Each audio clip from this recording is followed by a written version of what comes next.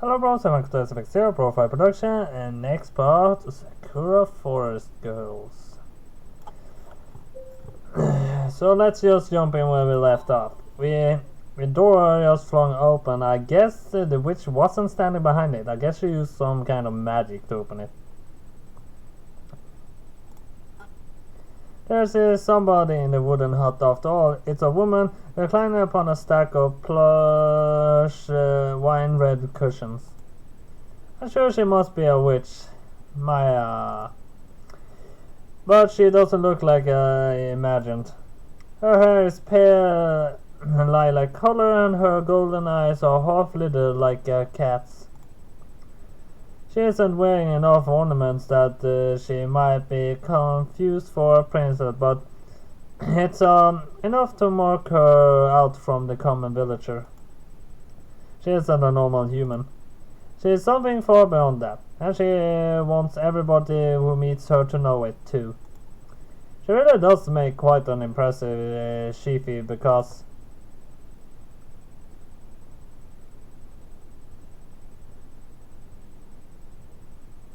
well, she is kind of beautiful actually.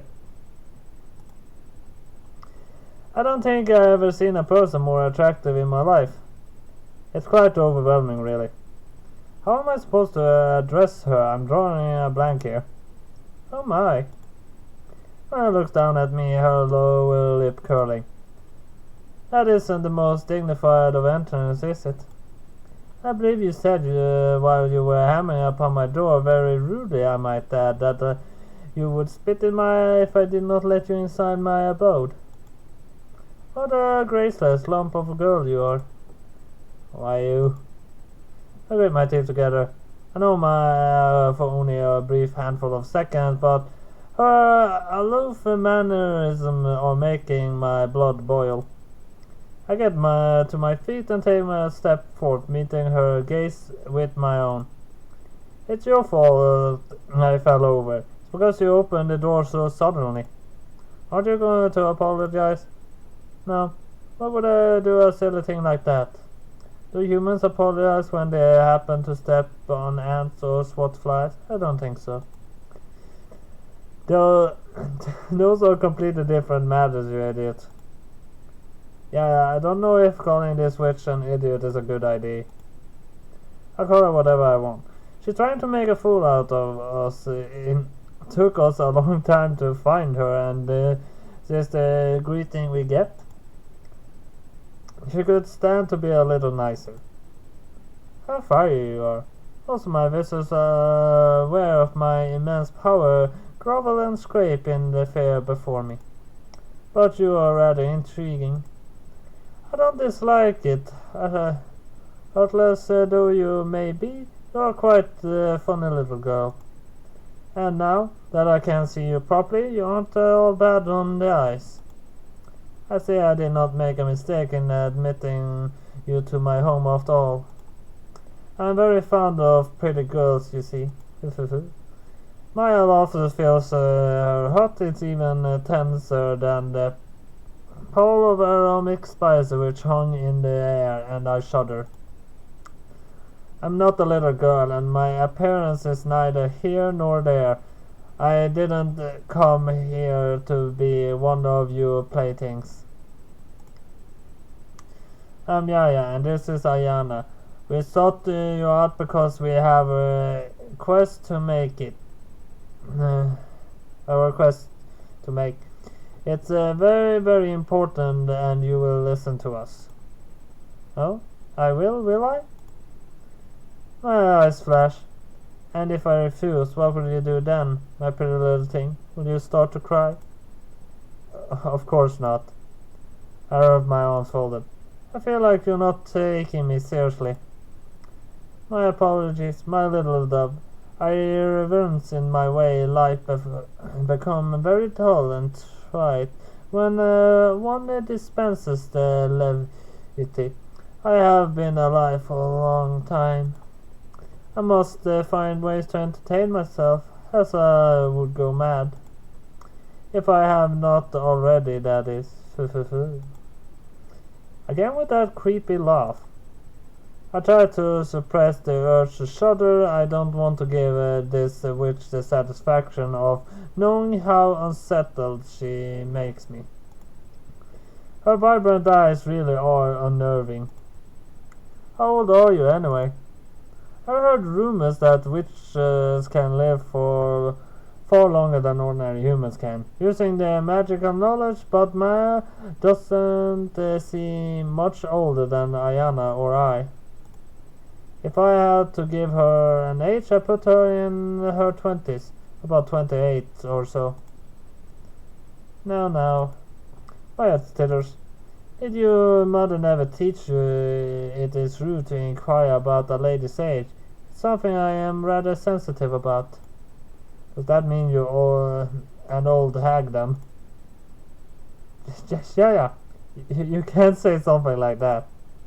We came here to ask for Maya's help. We should be polite. Insulting her will get us nowhere. Please don't make her our enemy. Think of Coco. I'm not used to Ayana speaking so forcefully, and it catches me off guard. I dip my head suitably chastised and scratch my cheek with my index finger. Oh yeah, I guess you're right about that. Sorry, Ayana, I must have let my temper get the better of me. I tried to calm down, but I am a bit surprised.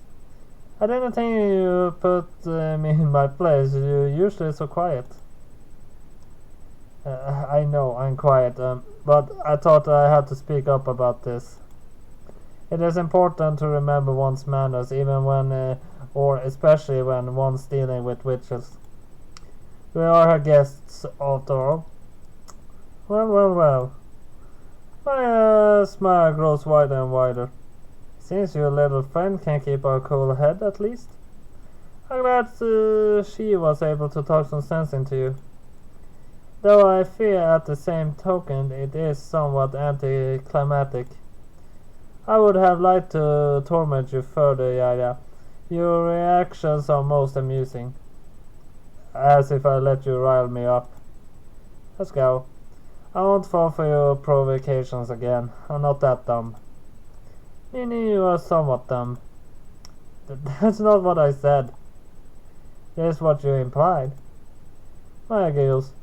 Goodness me, for all your granulicious talk, you're awfully easy to tease. Your flustered angry face is even more delicate than these grapes. But if we continue in this manner, we shall be here all day, and nothing shall be done. In the interest of ushering things along, I will try to behave myself. For now, I shiver. My style of speech is horribly condescending, and she looks at me like a cloud of dirt off a pebble. I think you'd use the right reading style for her voice then. She makes me feel like I'm worth nothing, no less than nothing. She isn't doing anything reclining and eating great, but everything about her feels antagonistic. I don't trust her, but I need her help. I can't afford to screw this up. Now then, your name is Ayana, correct? That's right, my Miss Witch. And you are Yaya's friend? Yes, we are friends, childhood friends. Really? How lovely. That must be very... you must be very close. I'm envious of your relationship. I have nobody I can call a childhood friend. All those I knew from my youth have long since left this place, or else have passed away. I've been left all on my lonesome. Yeah, I wonder why. But you did not come here to learn about me. My past is irrelevant. As the pair of you kind enough to offer me your names, not that I did not know them already, of course, I should return the favor. My name is Maya, though it seems you're already aware of that. It is a pleasure to meet you. Maya plucks another grape from the bunch of her hand and pops it into her mouth. Her teeth sinks into the skin of the grape, the fruit explodes in her mouth, and some of the juice trickles down her lips. Grinning, Maya traces her tongue against her lower lip. Delicious. I haven't eaten anything since breakfast, which suddenly feels like quite a long time ago. My stomach starts to rumble, which of course already alerts Maya's attention. Oh? Maya raised an eyebrow. Hungry, are you? My cheeks burn bright red. I know I shouldn't be embarrassed about being hungry. Hungry is a normal human state. It's just I am dressed in a golden ornament and reclining on pattern so deviant is completely unlike any human I've ever met before. My rumbling stomach almost feels like admitting a weakness to her. I'm fine, totally fine. You don't need to worry about me. I press her lips together. You're stubborn and prideful as well as quick-tempered, I see. What a charming combination of traits. I'm sure with just a bit of prodding I could make you explode most spectacularly. But it would be a waste to do that before I have heard your tale. Could you tell me, please, why you came here? Does that mean you're willing to help us? Not necessarily. I have not yet decided. First I shall listen to your tale. If it's suitable or amusing, I might choose to offer my aid. I will not guarantee anything, though. I am under no obligation to make your wishes come true. Let's go. After the huge pain in the ass it was to get here, you might as well give us a freebie. That entirely depends on whether your story can move my heart. It was brave of you to venture into the forest to find me, but I do not owe you anything. Now tell me why you're here. Give me your story. Embellish it as much as you will to tug upon my withered old heartstrings. I do so love a tragedy. Alright then. Anna clears her throat and commences in telling of our tale. When Yaya and I were young, we were friends with this girl called Coco. We grew up together and we were inseparable until disaster struck. I analyzed the tale to Maya, who listens quietly. Once she finished, the witch nods and expression ponders. So you came here hoping I could aid you in your search for your missing friend. Is that right? Ayana nods. I see. Your motivations are pure and selfless, and the tale is not at all dull. I would not mind helping you, but before that you must pay me sufficient tribute. My services do not come cheap, you see. I'm in high demand. People all across the country seek me out, hoping I can use my magic to solve their petty problem. That is why I hid myself away in this humble hut deep in the woods. I thought it would deter people from bothering me, but this was wishful thinking on my part. For a hermit, I'm awfully famous. I am honored with the request, and as such I do not deign to offer my services for free. I have no need for exposure, and I do not wish to cheapen my brand. Full of face. I thought you were a witch, not a businesswoman. I am both. I am an entrepreneur woman, and I cannot abide being placed into a neat little box. Yet you hid yourself away in the woods from your own free will in this tiny hut. I do not mind being pinned down if it's on my own will, but I shall not let others to do the same. I'm very headstrong, as you should be able to see. I think you are just contrary. That's right. I guess it was stupid to expect you want want to help us out of the goodness of your heart. You don't seem to have a heart at all. That is simply not true. I do have a heart, else I would not be able to speak to you. Though whether it still pumps blood is another matter. I've grown so old and cynical. Sometimes I wonder whether I'm not stuffed with sawdust. I grin eerily. But enough talk. What will you girls offer me in return for my aid? I warn you, I do not come cheap. I'm accustomed to luxury and I desire only the best. My apologies, but we do not have much to offer. All I have is my hair. I would be willing to part with it if you desire it. Your hair? Maya rises from her chair. Then she approaches Diana.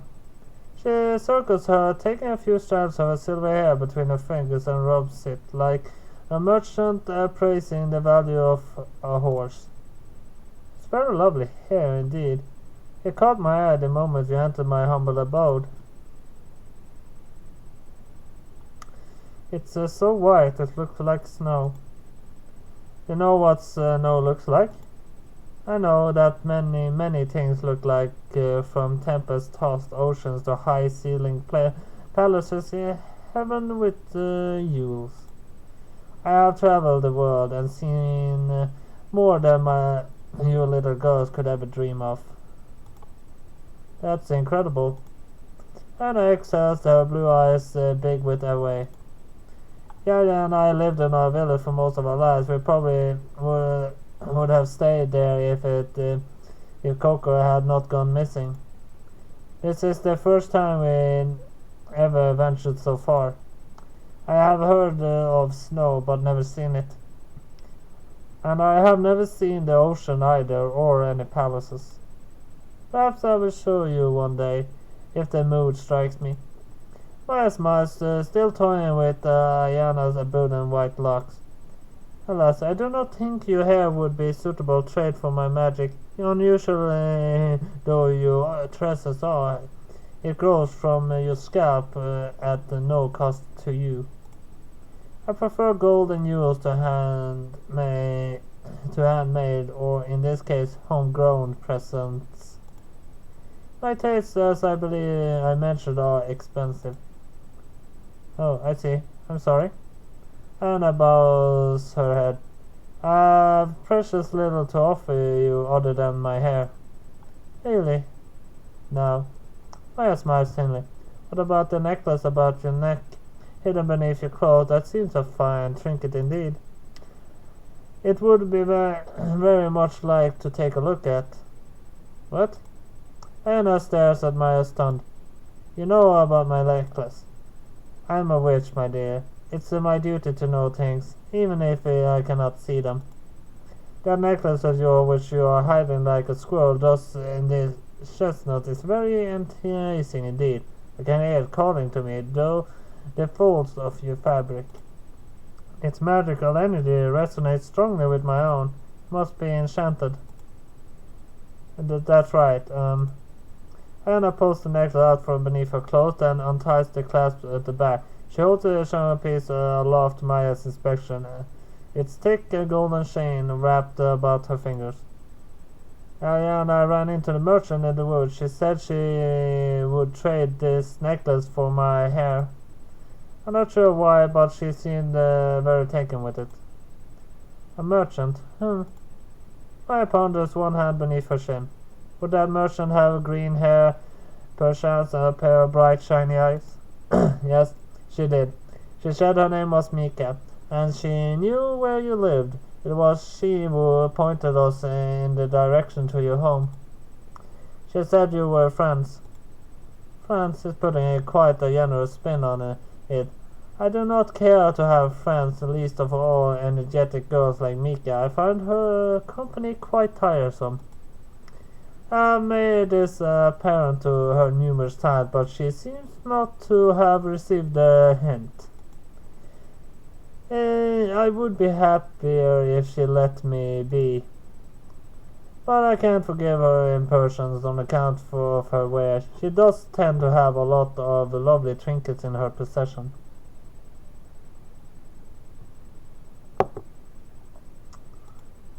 So this necklace is one of her wares? Well, I take the necklace from Diana, Prophet fingers and turns it over, her expression thoughtful.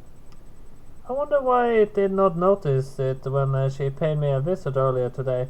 I suppose I was so busy trying to get her to leave my home I failed to regard it. That was quite an oversight on my part. But now I can see this necklace up close. I can see it is no ordinary bauble. It possesses some rather incredible powers, so incredible I wonder why Mika was able to get her hands upon it. Is it dangerous? It can be, if it's in the wrong hands.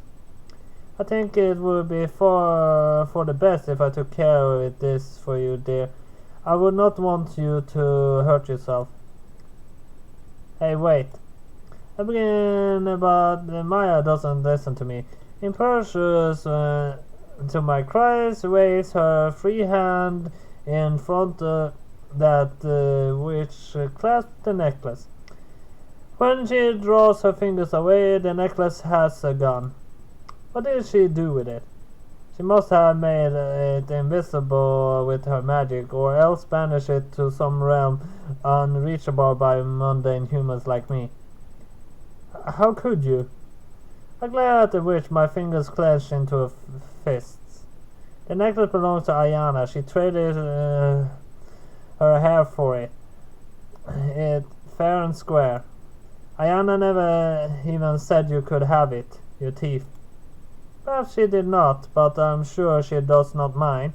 You care more about finding your missing friend than your frippery, don't you? You do not strike me as the vain sort. I rather like that necklace, but besides, I suppose you are right. I have no need of it. Finding coke is more top priority. Unspoken. What a lovely friend you are. Maya beams and pats Ayana on the head, in much the same manner as I often do. This too makes me glower. I think I don't like seeing Maya act so very familiar with Ayana. It makes me feel uneasy. Now, don't scowl so, Miss Warrior. I have secured your friend's consent. She does not care about the necklace half as much as you seem to think.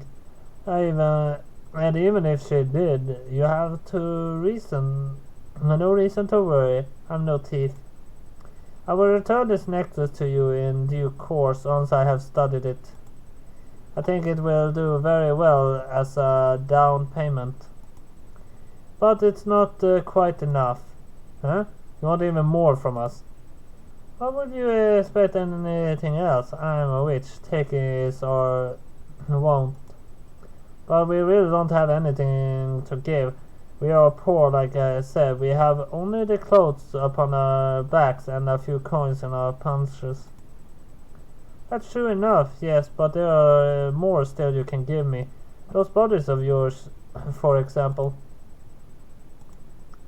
Maya smiles wickedly. They are very fine indeed. I wouldn't be a happy woman if I could claim them for myself, if only for a brief moment. What are you talking about? I step away from Aya and wind my arms around my middle. My body is not for sale. I'm not cheap. Neither am I.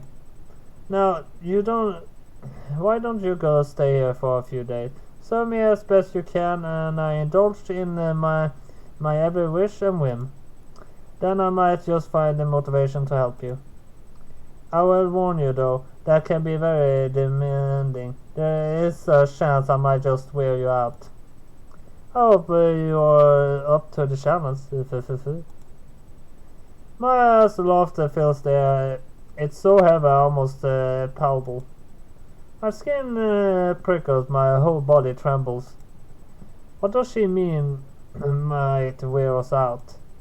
What does she want us to do? I started to visualize all sorts of wild scenarios, and her weird laugh isn't helping. That's no ritual. She's just trying to take advantage of Ayana. I dash over to Ayana and take her shoulders in my hands. I vowed I would look after you, but I can't do that if I go off with that awful woman. Don't let her manipulate you. Huh? What are you talking about? You know what I'm talking about. The rope and the chocolate and the all the moaning. Moaning? Ayana furrows her brow. I'm not moaning, I'm just standing here. Yes indeed, you're acting very oddly, little warrior girl. Maya titters. What, pray tell, were you imagining? All the awful depraved things I know you want to do to my friend. You're taking me, you harlot. I'm not ashamed of my body, no. But I do not understand why you would dub me a harlot when I have done nothing to you, dear friend. Maybe not, but you're planning to, on it. You said you were going to wear us out. Those were your exact words.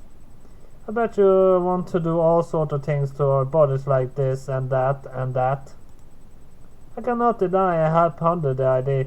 It's no secret that I enjoy the company of attractive girls. Ha, I knew it.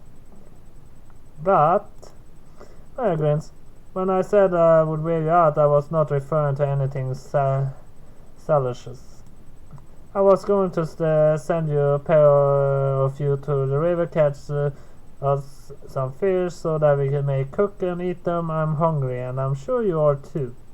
Fishing is an onerous task and can be exhausting, but I'm sure you're up for the task. Right, so that's what you meant? That is indeed what I meant. Maya giggles. What did you think I meant? It really isn't that important. I was being stupid. Now, why don't we get going, Ayana? I'm pretty hungry and these fish won't catch themselves. Won't tell me what you were thinking. Maybe later. More like never. What did you in my mind have to go to such weird places? There must be something wrong with my... Yes, that's such a mess.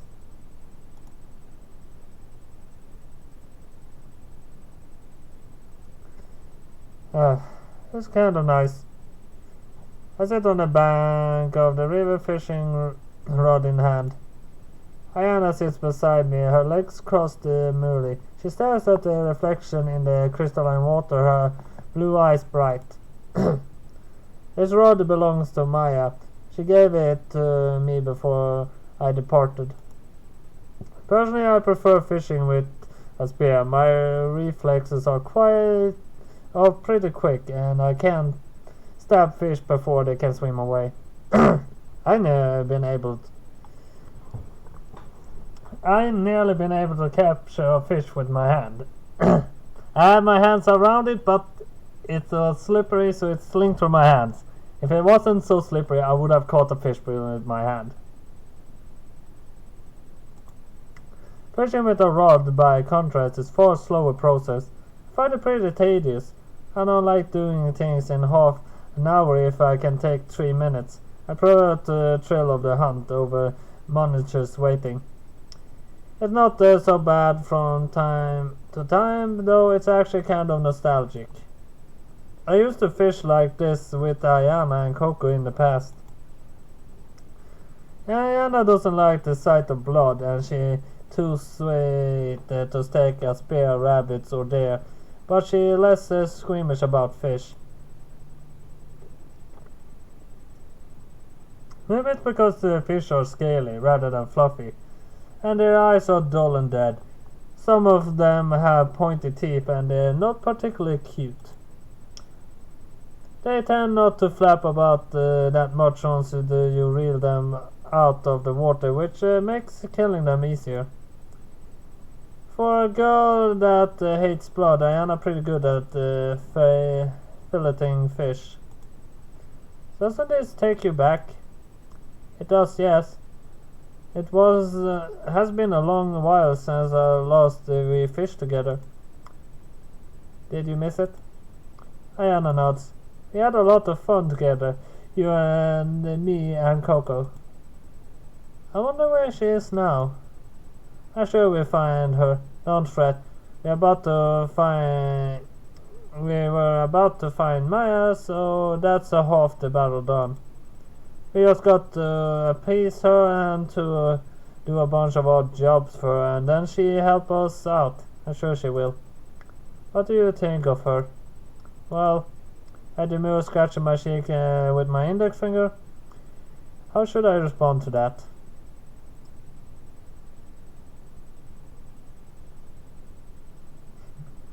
Well, we need her to find Coco, but I don't particularly like her. She has a bad attitude, but I'm willing to trust her. She has done anything ridiculously awful, unless teasing me counts. And she's probably our best bet at finding Coco. I'm prepared to try and stay on her good side for the present. Who knows? She might not be so bad deep down. I believe she can aid us too. I could feel her magic powers emitting from her. She is no ordinary person.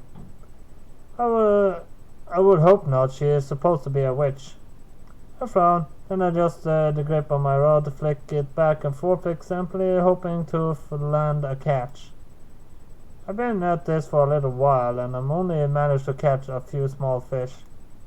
I don't think the problem is with my technique, but this part of the lake, there simply aren't many fish to catch. Maybe we'd have more luck if we moved upstream. I don't feel much like stirring though. I got comfy leaning against a tree with Ayana by my side. It's only now as I sit beneath the shade that I realize how tired I am. Ayana and I have been driving for a long time and my feet ache. I'm glad for the chance to rest. We've both been pushing ourselves hard. If I'm this tired, I wonder how Ayana faring. She's always been frailer than me. I have to confess that I don't understand this magic stuff. I don't think I'm smart enough for it. I don't think it's a question of smarts. Some people are born with the ability and others are not. It's nothing you need to feel insecure about. You're good at many things, I'm not. Heh, well thanks. You're pretty good at a bunch of stuff too, though. Like? You're attentions for one, though you seem to demure and shy. You're kind of considerate, you work hard, and I don't have the chance to listen to the rest of Ayana's myriad good traits, however, because all of a sudden I feel a tugging on my rod. I must have landed a fish. Feels like a big one too. Oh, I got on something, Ayana. I got something. I'm pulling really hard. Are you alright, Ayaja? I'm fine. This is no problem. I mean, it's just a fish. How big could it be? Stop squaring, mister, and let me catch you. Maya won't be happy if we don't get back with a huge haul. I want to eat you for my dinner. I try to reel it in my line, but the fish is putting up a colossal fight. It thrashes wildly, churning up the water into a frothy white spume. Hey, cut that out! I grip the rod hard, my teeth gritted. The fish is so strong, it yanks me forwards, and I'm soon bidden to stand. I dig my heels into the ground hindily, not wanting to lose. I can't let the fish get the better of me. I'm supposed to be a warrior. Stop that, you stupid fish. I'm not letting you go, so you might as well give up. I was going to they got you quickly, but you're being such a pain I might poke your eyes out to teach you a lesson. Nobody stands against me. I hope the talking down to the fish might cow it into submission, but it doesn't. Of course it doesn't.